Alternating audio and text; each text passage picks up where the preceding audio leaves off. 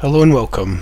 My name is NOVARIS, and today I'd like to speak to you about the Magicka Templar build for the Elsweyr chapter.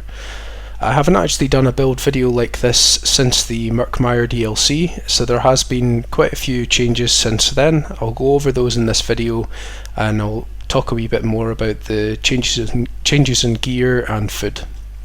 So at the moment I'm running the Shadow Mundus stone, and that's for tests and trials.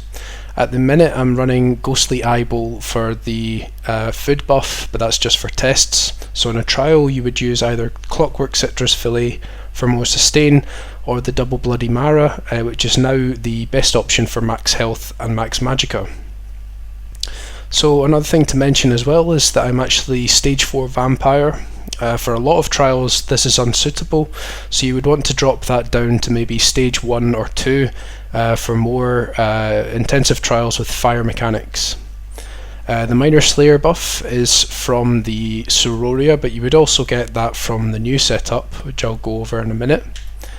The other thing as well to mention is that I'll be going over the DPS test, the gear setup, skill points, champion points, and then I'll finish it off with the rotation, but both the DPS test and the rotation are on the 21 million dummy.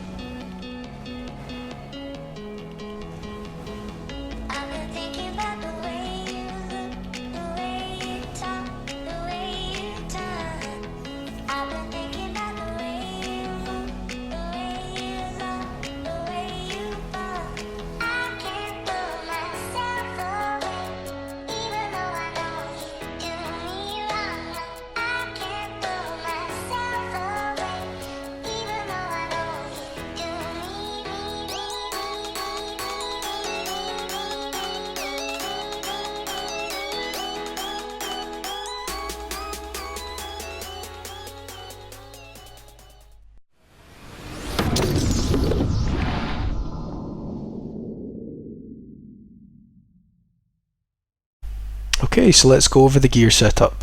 So in the front bar I'm running the Siroria's Perfected Inferno Staff. This is with a Flame enchantment and a Precise trait. On the back bar I'm running the Maelstrom's Inferno Staff with a weapon damage enchantment, and on the trait is infused. You could also swap this round with a shock damage enchantment or a Daedra enchantment depending on the trial situation. So I'm running 2 pieces of Zaans, one heavy and one medium. Both are in Divines, and what you'd also find is that that's most effective if you can get the Minor Berserk buff, but you could also use Slimecraw if the healer's not providing you with Combat Prayer or something like that.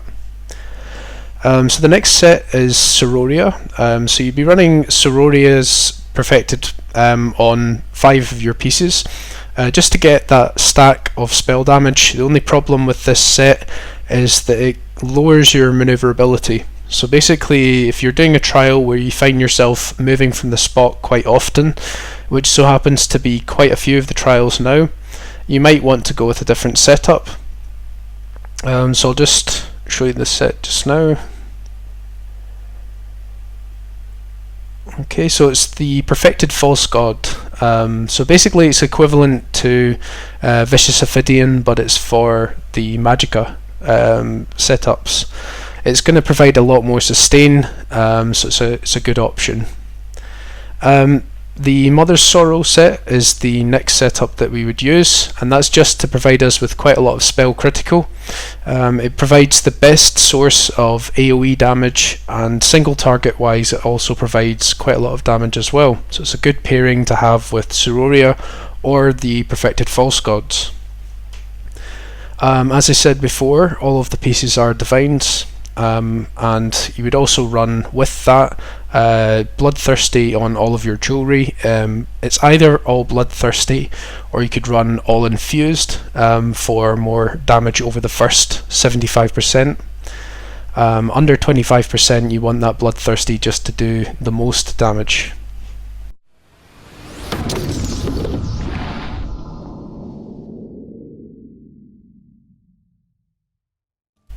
Okay, so let's go over the skills. So in the front bar I'm running Blazing Spear.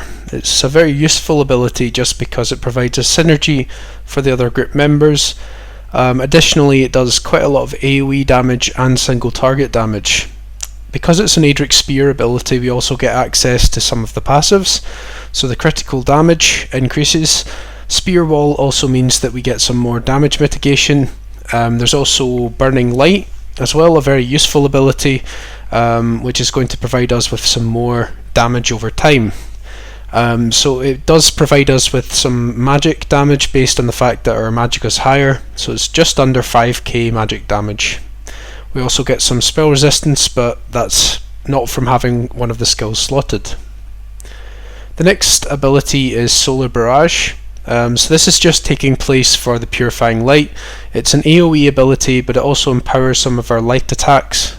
So we do overall better damage single target, and AoE wise we also do more damage. Using this skill generates ultimate for us, so it's quite beneficial to have this for ourselves, but it also gives everyone else in the group minor sorcery as a buff, unless they're Templars already. The next ability is Elemental Weapon. This is the spammable, so we use this most of the time. It provides us with just under 8.3k magic damage, and it also applies Burning, Concussion or Chill elemental status effects. So it's a very useful ability for providing damage. Because it's a Sigic Order ability, we also get access to the passives. So I've went over them in the past, I won't go over them again today. So the Radiant Oppression, basically this skill is very useful under about 35% health. Before this point there's not really much use for that skill, but after that point it provides a significant amount of damage, so it's a very useful skill to have. That's because it's times by 4.8 the damage that it provides, so it's really substantial, and you'll see that in one of the tests. We also get access to the same abilities, so we generate ultimate when we're using that skill. The next ability is Inner Light, so that's going to give us 5% more maximum magicka. It also gives us 4% from one of the passives, the Magicka Controller, because we get 2% from Inner Light and we get 2% from Shooting Star. So Shooting Star is really only there for the very start of the test, but it also provides us with some more maximum magicka. You could also swap this skill out for the Destruction Staff ultimate, just if you want some more AoE damage in place of that. So in the back bar we have Vampire's Bane. It's a very cheap skill considering the amount of damage that it provides for us over time. It lasts about 14 seconds, so it's every second rotation roughly, and it does also provide you with a spell critical buff, but you do get that from the potion as well. Because it's a Dawn's Wrath ability, we also generate ultimate with this skill. Again, very useful to have, and it provides a lot more damage for us. So Blockade of Fire is going to be the next skill. It's best paired with a Maelstrom Staff, so if you don't have one, don't worry, you still will do quite a lot of damage, but it's best paired with that. So Channeled Focus is going to give us some more resistance. It also provides us with quite a lot of sustain.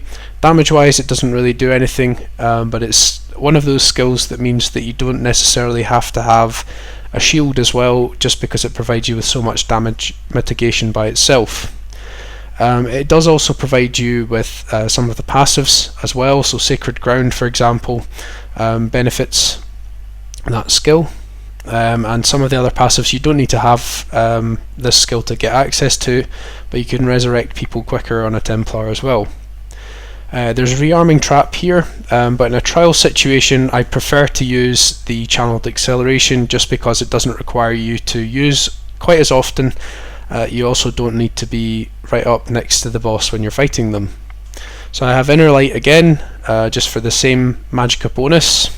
You could replace this with Dampen Magic if you want to get a bit more damage mitigation on top of the Channeled Focus. And then the final skill is Crescent Sweep. This is just to provide us with a spammable replacement ultimate basically. It also gives us the access to the Adric Spear passive. I'll just show you just now. It's to give you a bit more spell critical, so 10% again on top of your other skills, and it goes across all of the skills on that bar.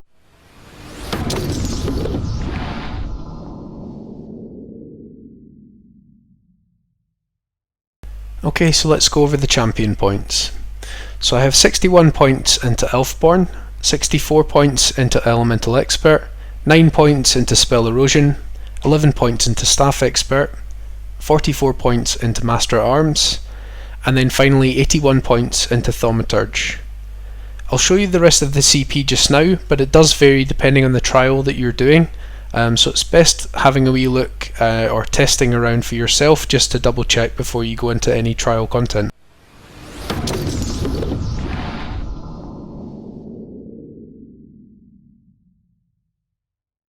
Okay, so we're now on to the rotation section of the video. If you'd like to take a note or take a screenshot or anything like that, this is the best time to pause. But basically this rotation is dynamic. The previous rotation from the Murkmire video is still valid and it's a lot easier to follow. But if you find yourself used to Templar, then it would be worthwhile trying to do the dynamic rotation, especially on the 21 million target dummy. I hope you've enjoyed this video. If you could let me know if there's anything that you would like to see next time, anything you'd like to see change, then please let me know below in the comments. You could also contact me via Facebook or on Discord as well. I'm quite happy to answer you there. Thanks again for watching, and I'll see you again soon.